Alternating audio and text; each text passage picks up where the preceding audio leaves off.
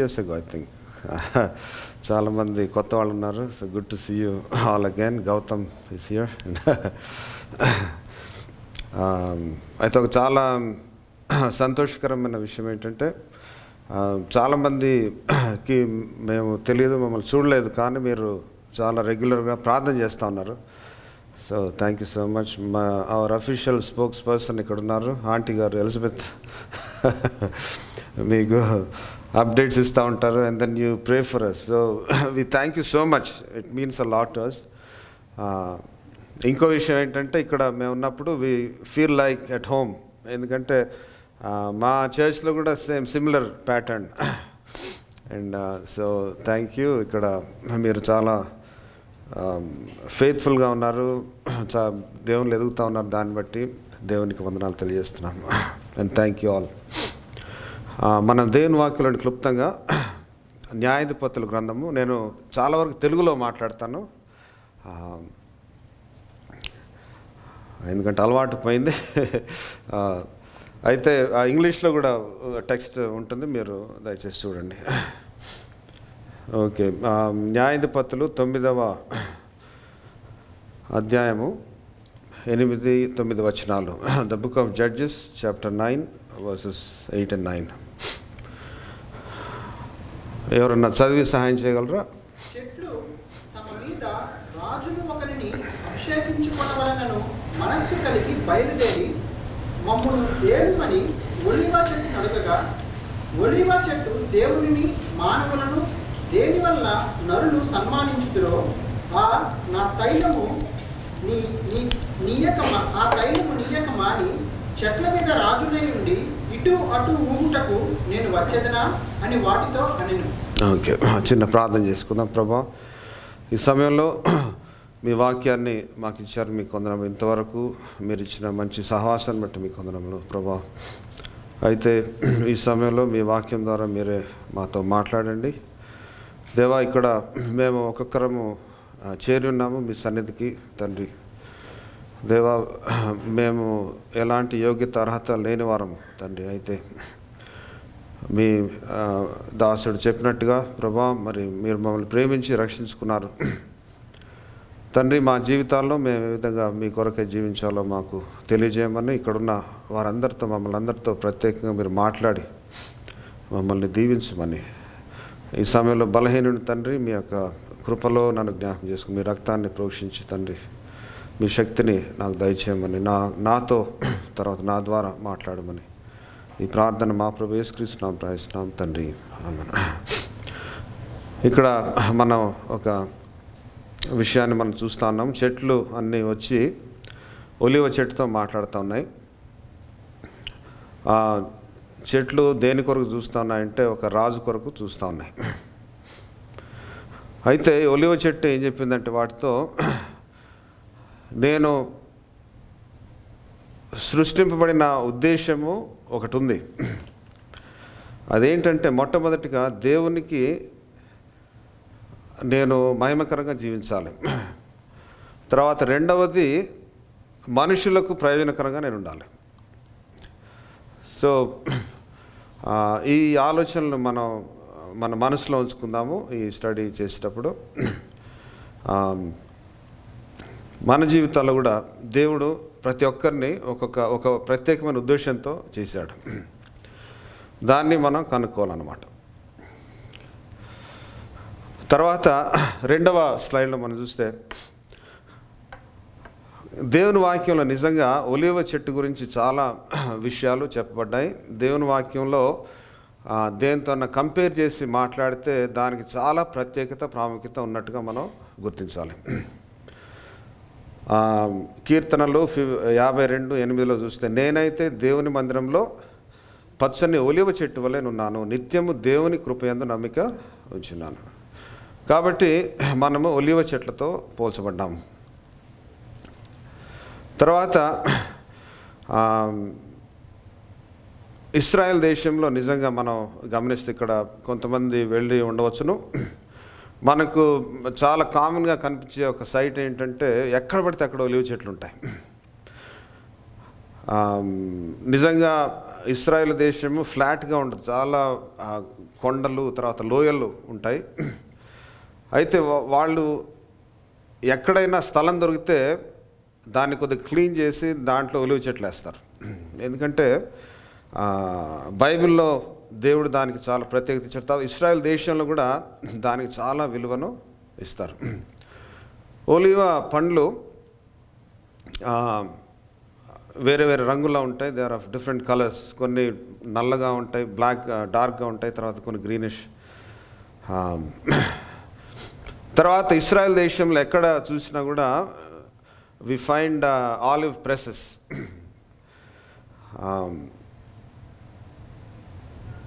ఇది నజరేత్ గ్రామంలో ఉంది. So this is where Jesus grew up. ఇది నాజరేత్. తర్వాత అక్కడ సమాజ మందిరం ఒకటి ఉంది. యేసుక్రీస్తు ప్రభు ఇక్కడే ఆరాధించాడని వాళ్ళు చెప్తారు. ఎనివే నజరేత్ గ్రామంలో కూడా చాలా ఒలివ చెట్లు ఉన్నాయి. తర్వాత ఇంకొకటి అక్కడ ఎవరిని వెళ్తే చూడాలి తప్పకుండా ఏంటంటే ఆలివ్ ప్రెస్ ఒకటి ఉందన్నమాట. దీని గురించి నేను ఇంకా చెప్తాను. తర్వాత ఒలివ చెట్లు చూడడానికి చాలా బ్యూటిఫుల్గా ఉంటాయి. తర్వాత నెక్స్ట్ స్లైడ్. తర్వాత నెక్స్ట్ ఓకే. ఇశ్రాయేలీయులు ప్రతి మీల్లో కూడా ఒలివ నూనెను కానీ ఒలివ పండ్లను కానీ తప్పకుండా తింటారు. ఎందుకంటే అవి చాలా ఆరోగ్యకరమైనవి. తర్వాత ఒక ప్రశ్న, ఆన్సర్ కూడా నేనే చెప్పేస్తున్నా. బైబిల్లో మొట్టమొదటిసారి ఒలివ చెట్టు గురించి ఎక్కడ చెప్పబడింది? నోవా టైంలో. ఓకే. అంటే ఒకటి మనం వెంటనే గుర్తించవచ్చు ఏంటంటే మిగతా చెట్లు ఏమీ లేవన్నమాట, కానీ ఏముంది అక్కడ? ఒలివ చెట్టు ఉంది. So that has a special significance. తర్వాత ఒలింపిక్స్లో కూడా ఆ రోజుల్లో ఏం చేసేవాళ్ళు అంటే గోల్డ్ మెడల్ వస్తే ఏం చేసేవాళ్ళు, ఈరోజు మెడల్స్ ఇస్తున్నారు కానీ ఆ రోజు ఒలివ ఆకులతో ఒక కిరీటాన్ని చేసి వాళ్ళ మీద పెట్టేవాళ్ళు. కాబట్టి బైబిల్లో 3 విషయాలు మనం గుర్తించాలి, జ్ఞాపకం ఉంచుకోవాలి. ఏంటంటే మొట్టమొదటిగా ఇశ్రాయేలు దేశము ఒలివ చెట్టుతో పోల్చబడింది ఇర్మియా 11:16లో. తర్వాత విశ్వాసులు ఒలివ చెట్టుతో పోల్చబడ్డారు. తర్వాత ఇంకొక ప్రాముఖ్యమైన విషయాన్ని గుర్తించాలి మనం, విశ్వాసుల పిల్లలు కూడా ఒలివ మొక్కలతో పోల్చబడ్డారు. తర్వాత ఈ ఒలివ చెట్లు దాదాపు 3000 సంవత్సరాల వరకు ఉన్న అంత వయస్సు గల చెట్లు కూడా ఈ రోజున ఉన్నాయి.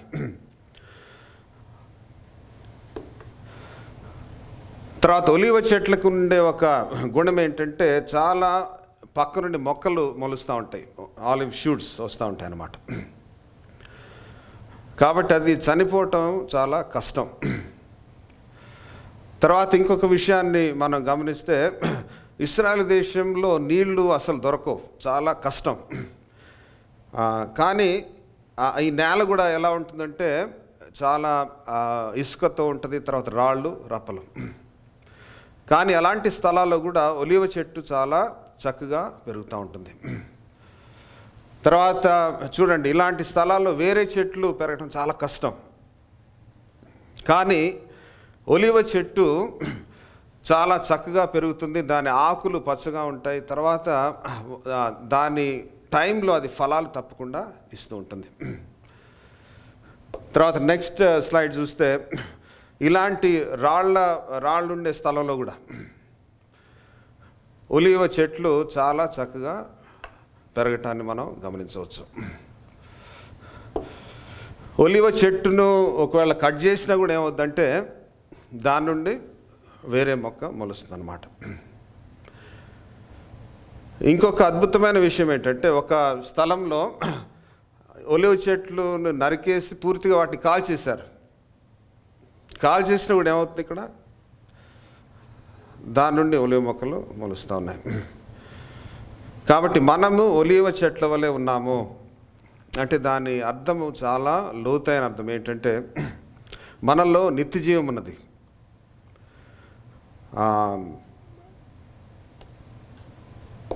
కీర్తనలు 52:8 మనం చూస్తాము, నేనైతే దేవుని మందిరంలో పచ్చని ఒలివ చెట్టు వలె ఉన్నాను, నిత్యము దేవుని కృపయందు నమ్మకం ఉంచున్నాను.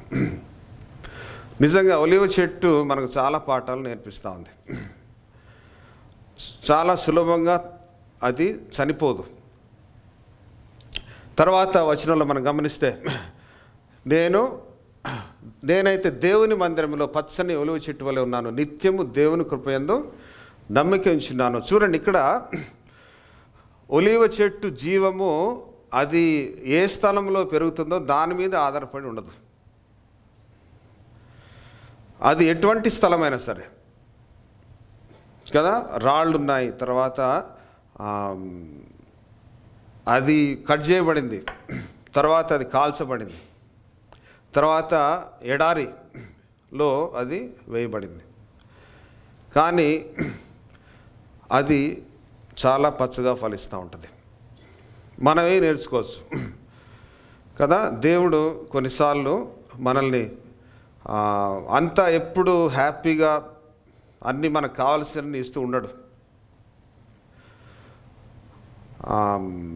నిజంగా ఈ రోజుల్లో ప్రాస్పెరిటీ గాస్పెల్ వస్తుంది కదా, మన ఈ యుఎస్లో ఉంది. యుఎస్ నుండి ఇప్పుడు ఇండియాకి చాలా పాకుతూ ఉంది. అది ఏంటంటే, దేవుడిని నమ్ముకోండి, వెంటనే దేవుడు ఏం చేస్తాడు, మీరు you think of the colour of your car, God will give you that car. ఇట్లాంటి బోధలు వస్తూ ఉన్నాయి. కానీ బైబిల్లో మనం గమనిస్తే ఎక్కడ కూడా దేవుడు మీ కోరికను తీరుస్తాను అనలేదు, మీ అవసరాలు తీరుస్తానన్నాడు కదా. దేవుడు ఈ ఒలివ చెట్టు ఏం చేస్తుందంటే, ఎప్పుడూ అడగదు, దేవా నన్ను ఒక మంచి నీళ్లున్న చోట వేయమని. ఒలివ చెట్టు ఎక్కడ నాటబడితే అక్కడ ఫలిస్తూ ఉంటుంది. మన విశ్వాసం కూడా అంతే ఉండాలి. ఏంటంటే, అన్నీ బాగా ఉన్నప్పుడు కదా, మా చర్చి కొంతమంది కొత్తగా దేవుని నమ్ముకున్న వాళ్ళు వస్తారు. వాళ్ళ జీవితంలో ఏదైనా కొద్దిగా సమస్య వస్తే ఏమంటారు తెలుసా, ఈ దేవుడు మాకేం చేయట్లేదు అంటారు. వాళ్ళ విశ్వాసము పోద్దన్నమాట. కానీ మన విశ్వాసము మన లోపల ఉన్నది, అది బయట పరిస్థితుల మీద ఆధారపడి ఉండదు. ఒలివ చెట్టు ఏమని చెప్తా ఉందంటే, ఏమని మనకు నేర్పిస్తూ ఉందంటే, ఇక్కడ కీర్తనకారుడు చెప్పినట్టుగా, నేనైతే దేవుని మందిరంలో పచ్చని ఒలివ చెట్టు వలె నున్నాను, నిత్యము దేవుని కృపయందు నమ్మకించున్నాను. సో మేబీ మన జీవితాల్లో కొన్నిసార్లు మనం ఎడారి ప్రాంతాల్లో ఉంటాం, దేవుడు పెడతాడు కొన్నిసార్లు రాళ్లలో వేస్తాడు మనల్ని. కానీ మనం దేవుని కొరకు ఏ విధంగా ఫలిస్తా ఉన్నాం. కొన్నిసార్లు మనం కట్ చేయబడతాం కదా. మనం ఉద్యోగానికి వెళ్తాము, వెంటనే మన బాస్ చెప్తాడు, యు ఆర్ లేడ్ ఆఫ్ అని చెప్తాడు. ఆర్ సంథింగ్ మా స్టాక్స్ అన్నీ డౌన్ అయిపోతాయి. కొన్నిసార్లు కాల్చబడతాం, కానీ మనం దేవుని కొరకు ఏ విధంగా నిలబడతా ఉన్నాం, మన జీవము ఏ విధంగా ఉంది, మన విశ్వాసం కదా, అవి మనం పరీక్షించుకోవాలి. తర్వాత ఇంకొక విషయాన్ని మనం గమనిస్తే, ఒలివ చెట్టులో ఏది కూడా వేస్ట్ కాదు. ప్రతి ఒలివ చెట్లు ఉన్న ప్రతి భాగము పనికొచ్చేదే. ఒలివ కాండంతో ఏం చేస్తారంటే, ట్రంక్తో మంచి ఫర్నిచర్ చేస్తారు. తర్వాత ఒలివ పండ్లు, నూనె, తర్వాత ఆకులతో మంచి మెడిసిన్స్ తయారు చేస్తారు. తర్వాత మిగిలిపోయిన ఆ పల్ప్ అదంతా ఉంటుంది కదా, దాంతో ఫైర్వుడ్గా దాన్ని వాడుకుంటారు. సో మన జీవితాల్లో కూడా దేవుడు మనల్ని ఏమని కోరుతా ఉన్నాడంటే, మనలో వ్యర్థమైనవి ఏవి ఉండకూడదు, ప్రతిదీ దేవుని కొరకు మనం వాడే విధంగా మనం దాన్ని నేర్చుకోవాలి. తర్వాత ఒలీవ గానుగ లేకపోతే ఆలివ్ ప్రెస్ ఏ విధంగా పనిచేస్తుంది, అది చాలా ఇంట్రెస్టింగ్గా ఉంటుంది.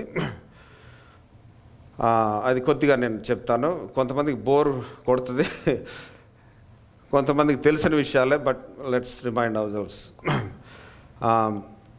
మామూలుగా ఏమవుద్దంటే ఇనీషియల్గా ఏం చేస్తారంటే ఒలివ్ పండ్లన్నీ తీసుకొని గానుగలో వేస్తారు. తర్వాత దాని మీద దాదాపు 500 కేజీల బరువున్న రాయి పెడతారు. తర్వాత దాదాపు 2 గంటలు దాన్ని తిప్పుతూ ఉంటారు. దాన్ని పల్ప్గా తయారు చేస్తారనమాట. కొన్నిసార్లు ఆ రోజుల్లో అయితే డాంకీస్ వాడేవాళ్ళు, ఈ రోజుల్లో తర్వాత మనుషులు కూడా తిప్పేవాళ్ళు. ఆ తర్వాత ఏమవుద్దంటే ఇది ఈ విధంగా తయారవుతుంది అనమాట. ఈ పండ్లన్నీ నల్లగొట్టబడతాయి. తర్వాత చివరికి పల్ప్ ఈ విధంగా తయారవుతుంది.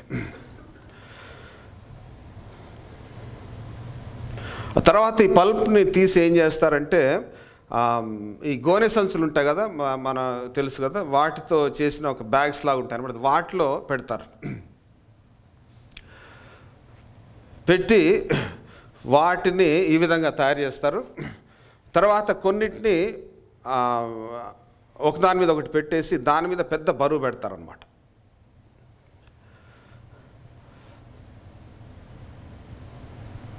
సో అది ప్రెస్ అయినప్పుడు ఆ నూనె వాటిలోంచి కారి ఇక్కడ కలెక్ట్ చేస్తారు కింద. ఆ విధంగా జరుగుతూ ఉంటుంది. అయితే ఇంకొక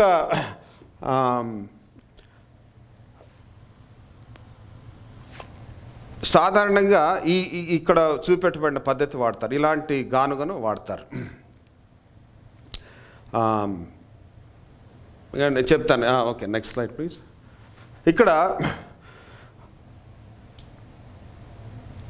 ఒక్కొక్క రాయి ఈ విధంగా ఉంటుంది. మెకానికల్గా మనం ఆలోచిస్తే అది బ్యాగ్స్ అలా పెడతారు. తర్వాత ఒక లీవర్లా ఉంటుందన్నమాట. యువతల పక్కన రాళ్ళు తగిలిస్తారు. తగిలించినప్పుడు ఏమంటే ఆ బరువు వాటి మీద పడుతుంది. తర్వాత ఒలివ్ నూనె బయటికి వస్తూ ఉంటుంది.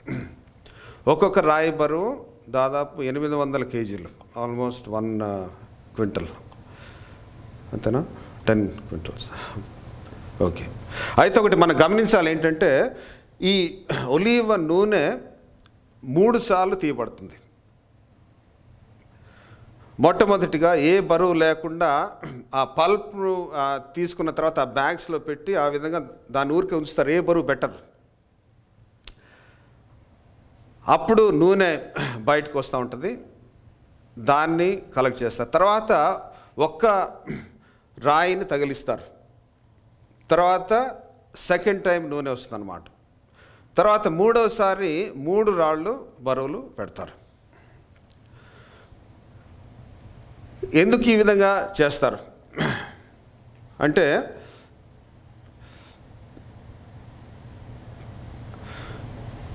ఫస్ట్ టైం ఏ బరువు పెట్టకుండా నూనె తీసినప్పుడు వచ్చేది ఏంటంటే అతి శ్రేష్టమైన స్వచ్ఛమైన ఒలివ నూనె. చూడండి, ఇక్కడ గమనించాలి. ఒలివ పండ్లు ఆ విధంగానే పనికిరావు. నూనె రావాలంటే ఏం చేయబడాలి? అవి బాగా నల్లగొట్టబడాలన్నమాట. కాబట్టి మొట్టమొదటిగా ఏ బరువు లేకుండా పెట్టబడిన ఆ ఒలివ పిండి నుండి వచ్చేది ఏంటంటే అతి స్వచ్ఛమైన నూనె. దీన్ని దేనికి వాడతారంటే దేవుని పరిచర్య కొరకు. మనం బైబిల్లో చదువుతాం కదా చాలాసార్లు. ఈ నిబంధన మందసం లేదా ప్రత్యక్ష గుడారంలో ఆ దీపాలు వెలిగడానికి ఈ నూనెను వాడేవాళ్ళు. స్వచ్ఛమైంది, శ్రేష్టమైంది. తర్వాత యాజకులు దేవుని సన్నిధిలో పరిచర్య చేసేటప్పుడు, లేకపోతే యాజకుల్ని అభిషేకించేటప్పుడు, రాజుల్ని అభిషేకించేటప్పుడు దేవుని కొరకు ఈ నూనెను స్వచ్ఛంగా వాడేవాళ్ళు.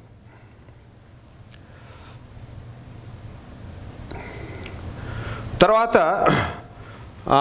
రెండవ రకం అనుకున్నాం కదా. ఈ రెండవ రకమైన నూనె ఏంటంటే ఇది చాలా ఆరోగ్యకరమైన ఒలివ నూనె. ఒక్క రాయి బరువుతో దీన్ని చేసేవాళ్ళు.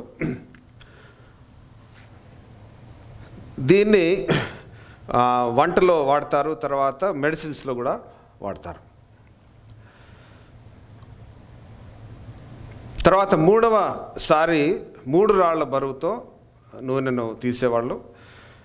ఆ నూనె దేనికంటే దీపాలను వెలిగించడానికి. ఇళ్లలో కదా యేసుక్రీస్తు ప్రభు చెప్తారు, ఒకడు దీపమును వెలిగించి కొంచెం కింద పెట్టడు కానీ అందరికీ వెలుగొచ్చేటట్టు పెడతాడు. కాబట్టి వాళ్ళ ఇశ్రాయేల్ ఇళ్లలో కూడా వెలుగునివ్వడానికి ఒలీవ నూనెను వాడేవాళ్ళు. మళ్ళీ ఇప్పుడు ఈ వచనాన్ని మనం జ్ఞాపకం చేసుకుందాం. చెట్లు తమ మీద రాజును ఒకరిని అభిషేకించుకొనవలెను మనసు కలిగి బయలుదేరి మమ్మల్ని ఏలుమని ఒలివ చెట్టును అడుగ్గా, ఒలివ చెట్టు దేవునిని మానవులను దేని వలన నరులు సన్మానించుదురో ఆ నా తైలము నీయక మాని చెట్ల మీద రాజునై ఉండి ఇటు అటు ఊటకు నేను వచ్చేదనా అని వాటితో నేను. మనము ఏ పాఠాలు నేర్చుకుంటాం? Next slide. ఒలివ చెట్టు మనకు నేర్పించే పాఠాలు ఏంటంటే మనము దేవునికి మహిమకరంగా జీవించాలి. ఒలివ చెట్టు ఏం నేర్పిస్తూ ఉంది? నాలో స్వచ్ఛమైన దాన్ని, లేకపోతే ప్రథమమైన దాన్ని నేను ఎవరికి ఇస్తాను? దేవునికి ఇస్తాను. అలాంటి నూనె దేవుడు కోరుతా ఉన్నాడు. చాలాసార్లు మన జీవితాలు ఏముందంటే, ముఖ్యంగా ఇక్కడ బ్రదర్ చెప్పినట్టుగా చాలా బిజీగా ఉంటాం కదా, అంత we are concern with so many things. మన కెరియర్స్, తర్వాత బిల్స్ పే చేయాలి, కష్టపడుతూ ఉంటాం. కానీ చాలాసార్లు దేవునికి మొట్టమొదటి స్థానాన్ని మనం ఇవ్వం. కానీ ఒలివ చెట్టు చెప్తా ఉంది, నేను నాలో నుండి వచ్చే అతి శ్రేష్టమైన నూనెను ప్రథమంగా నేను దేవునికి ఇస్తాను. మనం ఒకసారి ఎగ్జామిన్ చేసుకోవాలి, మన జీవితాల్లో ఏ విధంగా దేవుని కొరకు మనం జీవిస్తూ ఉన్నాం. దేవునికి ఇచ్చే విషయంలో, తర్వాత దేవుని కొరకు జీవించే విషయంలో. చూడండి, దేవుడు మనల్ని ఏర్పరచుకుంది ఓన్లీ సండేస్ క్రిస్టియన్స్గా ఉండమని కాదు. చాలా పోయిన వారం మేము అటెండ్ అయ్యాము. ఇక్కడ శిష్యత్వాన్ని గురించి, డిసైపుల్షిప్ గురించి చాలా మంచి స్టడీస్ చేస్తున్నారు మీరు కదా. మనము మీరు పనిచేసే స్థలంలో మీరు ఎక్కడ ఉంటే అక్కడ మీరు దేవునికి సాక్షులుగా ఉండాలి మనమంతా. కాబట్టి ఒలీవ చెట్టు దేవునికి మొదటి స్థానాన్ని ఇస్తూ ఉంది. తర్వాత రెండవది, ఇక్కడ 3వ పాయింట్ మనం గమనిస్తే, ఇతరులకు ఉపయోగకరంగా ఉండాలి. ఒలీవ చెట్టు అదే చెప్తా ఉంది. చెట్లన్నీ వచ్చి అడుగుతా ఉన్నాయి, ఒలీవ మరి మా మీద రాజుగా ఉండు అంటే. ఒలీవ చెట్టు తన ఉద్దేశాన్ని మర్చిపోలేదు. దేవుడు నన్ను ఎందుకు చేశాడు, దేవుడు నన్ను ఎందుకు సృష్టించాడు, ఈ స్థలంలో ఉంచాడు కదా. చాలాసార్లు మనము ఈ లోక సంబంధమైన ఘనత కొరకు మనం చూస్తూ ఉంటాం. Are we want to show our in some ways. మనకు మనం మహిమ లేకపోతే గొప్పతనం చూపించుకోవాలని చాలా ఆశపడతాం. కానీ ఇక్కడ నేను మొట్టమొదటిగా దేవుని కొరకు నేను జీవిస్తాను, తర్వాత ఇతరులకు ఉపయోగకరంగా ఉంటాను. నిజంగా మనము ఎగ్జామిన్ చేసుకోవాలి, మనము చేసేవి నిజంగా ఇతరులకు ఏ విధంగా ప్రయోజనకరంగా ఉంటున్నాయి. అలాంటివి ఏమన్నా చేస్తున్నావా, లేకపోతే ఏదో ఇంకా మన సొంత ప్లాన్స్ కదా, దేవుణ్ణి పక్కన పెట్టేసి తర్వాత ఇతరులకు కూడా ఏమి హెల్ప్ చేయకుండా మనము జీవిస్తూ ఉన్నామా. తర్వాత చివరిదిగా ఒలీవ చెట్టు మనకు నేర్పించేది ఏంటంటే, అన్ని పరిస్థితుల్లో దేవునికి నమ్మకంగా ఉండాలి. ఒలీవ చెట్టు తన చుట్టూ ఉన్న పరిస్థితులపై ఆధారపడి ఉండదు. ఎందుకంటే దాని జీవము లోపల ఉంది, దాని వేళ్ళు లోపల చాలా లోతుగా ఉన్నాయి. నిజంగా మనం ఎప్పుడైతే దేవునిలో బలంగా లేకుండా, లోతుగా లేకుండా ఉంటామో, అప్పుడు ఏమవుద్దంటే పరిస్థితులు బయట కొద్దిగా మారితే మనము ఎండిపోతాం. చివరకు ఈ దేవుడు నాకు వద్దు అనే స్థితి కూడా మనం రావచ్చును. నిజంగా దేవుడు చాలా మంచి గొప్ప ఉద్దేశంతో ఈ చెట్లను ఇశ్రాయేల్ దేశంలో పెట్టాడు. నిజంగా ఇశ్రాయేల్ దేశము ఈ దినాన కూడా ఇంకా సర్వైవ్ అవుతుందంటే ఇలాంటి దేవుడు వాళ్ళకి చెప్పుకుంటా వస్తూ ఉన్నాడు అన్నమాట. మనం కూడా మన విశ్వాస జీవితాలను చాలా జాగ్రత్తగా కాపాడుకోవాలి. ఓకే, తర్వాత నిజంగా యేసుక్రీస్తు ప్రభు కూడా ఈ లోకంలో ఉన్నప్పుడు తన శిష్యులకు చాలా విషయాలు నేర్పించాడు. చివరిలో మనకు తెలుసు కదా, గెత్సెమనే తోటకు వెళ్ళాడు. మనకు తెలుసు ఈ వాక్యభావం చాలాసార్లు మనం ధ్యానించి ఉంటాం. అయితే ఇక్కడ అర్థం గెత్సెమనే అంటే అర్థం ఏంటంటే ఒలీవ గానుగా. ఈ గెత్సెమనే తోటలో ఒలీవ చెట్లు చాలా ఉన్నాయి.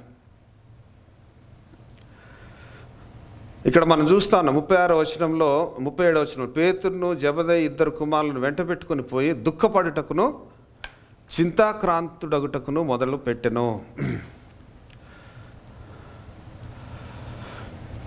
తర్వాత మనం చూస్తాం, అప్పుడు యేసు మరణమగునంతగా నా ప్రాణం బహుదుఃఖంలో మునిగి ఉన్నది.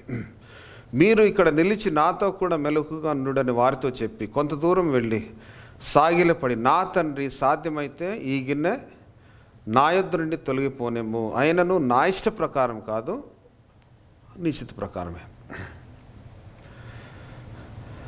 బహుశా యేసుక్రీస్తు ప్రభు ప్రార్థన చేస్తున్నప్పుడు అక్కడ పక్కన ఒలివ చెట్లు, ఒలివ గానుగలు చాలా ఉన్నాయి. శిష్యులు అదంతా చూసినప్పుడు తప్పకుండా వాళ్ళకి ఏదో ఒకటి అర్థమై ఉండాలి.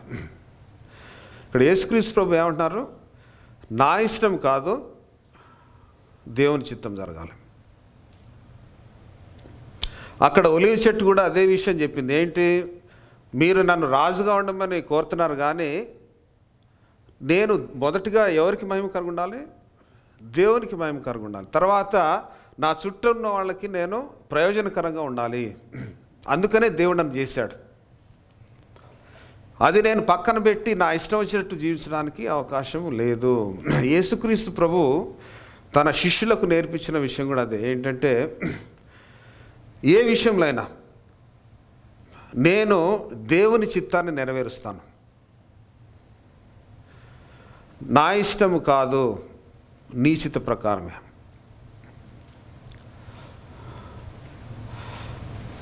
ఆ తర్వాత ఆయన వేదన పడి మరింత ఆతురతగా ప్రార్థన చేయగా ఆయన చెమట నేల పడుచున్న గొప్ప రక్త బిందువుల వలె ఆయను.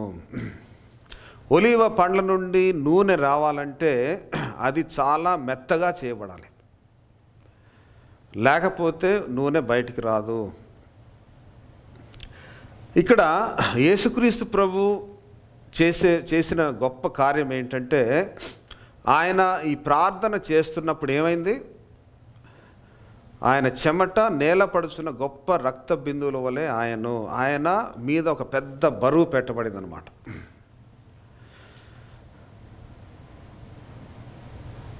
ఈ బరువు ఏంటి? ఎందుకంటే ఆ తర్వాత రోజున యేసుక్రీస్తు ప్రభు అందరి పాపాలు ఏం చేయబోతున్నాడు? తన మీద మోసుకొని అంటున్నాడు. ఆ బరువు ఎంత వేదన పరిచిందంటే యేసుక్రీస్తు ప్రభువును ఆయన చెమట గొప్ప రక్త బిందువుల వలె ఆయన నల్లగొట్టబడతా ఉన్నాడు అక్కడ. ఆ స్థలం కూడా చూడండి, గెత్సెమనే తోట కదా, ఒలీవల గానుగా. తర్వాత యెషయా గ్రంథంలో మనం చూస్తాం, మొత్తబడిన వానిగాను దేవుని వలన బాధింపబడిన వానిగాను అని చూస్తాం. యెషయా గ్రంథంలో 53, 4, 5, 10 వచనాలు. మన దోషములను బట్టి నలుగగొట్టబడెను, అతన్ని నలుగగొట్టుటకు యెహోవాకు ఇష్టమాయెను. నిజంగా దేవుని కృప. యేసుక్రీస్తు ప్రభు ఏ విధంగా జీవించాడు ఈ లోకంలో? ఆయన మనం ఆరాధన వర్తమానంలో విన్నాం కదా, ఆయన చాలా గొప్ప దేవుడు. కానీ ఆయన ఎంతగా తగ్గించుకున్నాడంటే తను నలగొట్టబడ్డాడు, బాధింపబడ్డాడు. ఎందుకంటే నిన్ను నన్ను రక్షించడానికి. దేవుడు మనకు నేర్పించే పాఠం ఏంటంటే నా ఇష్టం కాదు దేవా, నీ చిత్తము జరుగును గాక. తర్వాత నేను జీవిస్తే నా జీవితం ద్వారా ఇతరులు మేలు పొందాలి. ముఖ్యంగా దేవుడు మనకిచ్చిన పరిచర్య ఏంటి? ఇప్పుడు అందరూ ఫుల్ టైం మినిస్ట్రీలో ఉండవలసిన అవసరం లేదు. దేవుడు నీకు ఒక ఉద్యోగాన్ని ఇచ్చాడు, అది నీ పరిచర్య. నీ కోవర్కర్స్కి నువ్వు దేవుని కొరకు నువ్వు మహిమకరంగా జీవించాలి.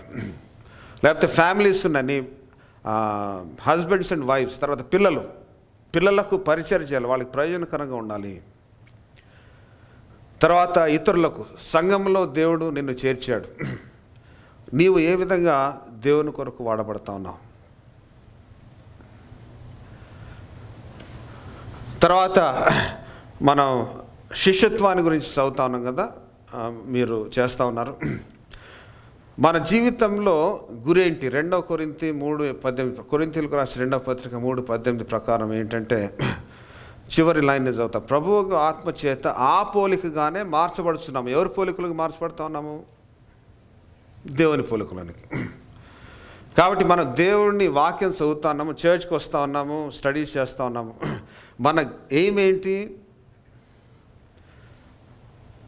మన లైఫ్స్ గోల్ ఏంటంటే యేసుక్రీస్తు ప్రభు వలె అయిపోవాలి. చూడండి, యేసుక్రీస్తు ప్రభు శిరస్సు, కానీ ఆయన శరీరం ఎవరు? సంఘం, అంటే మనమే. యేసుక్రీస్తు ప్రభు ఈ లోకంలో ఇప్పుడు ఉన్నాడా? ప్రత్యక్షం కనపడుతున్నాడా? కనపడలేదు. కానీ ఎవరు కనిపిస్తున్నారు? సంఘం కనిపిస్తూ ఉంది. కాబట్టి సంఘాన్ని చూసినప్పుడు ఎవరు కనపడాలి? యేసుక్రీస్తు ప్రభు కనపడాలి. అలానే మన జీవితంలో కూడా ఒక్కొక్కరి జీవితాల్లో ప్రజలు లేకపోతే మన బయటి వాళ్ళు చూసినప్పుడు యేసుక్రీస్తు ప్రభు లక్షణాలు లేకపోతే యేసుక్రీస్తు ప్రభు మనలో కనపడాలని దేవుడు కోరుతా ఉన్నాడు. తర్వాత శిష్యత్వంలో మనం చూస్తాం ఏంటంటే there are 2 kinds of teachers కదా, మనకు తెలుసు. ఒకళ్ళేమో క్లాస్ రూమ్లో చెప్తూ ఉంటారు, కానీ రెండవ రకమైన టీచర్స్ ఎవరంటే ప్రాక్టికల్గా చేసి చూపెట్టి నేర్పిస్తూ ఉంటారు. ఇప్పుడు ఫర్ ఎగ్జాంపుల్ స్కూల్స్లో మన పిల్లలు పంపిస్తే టీచర్స్ క్లాస్ రూమ్లో చెప్తారు కదా, కానీ ఇస్రాయెల్ దేశంలో ఏంటంటే పిల్లలు తమ తండ్రి దగ్గర ఆ విద్య నేర్చుకునే వాళ్ళు. ఫర్ ఎగ్జాంపుల్ కార్పెంటర్స్ ఉన్నారనుకోండి, పిల్లలకు నేర్పించాలంటే ఎంత థియరీ చెప్పినా అర్థం కాదు. ఏం చేసి చూపెట్టాలి? ప్రాక్టికల్గా చేసి చూపెట్టాలి.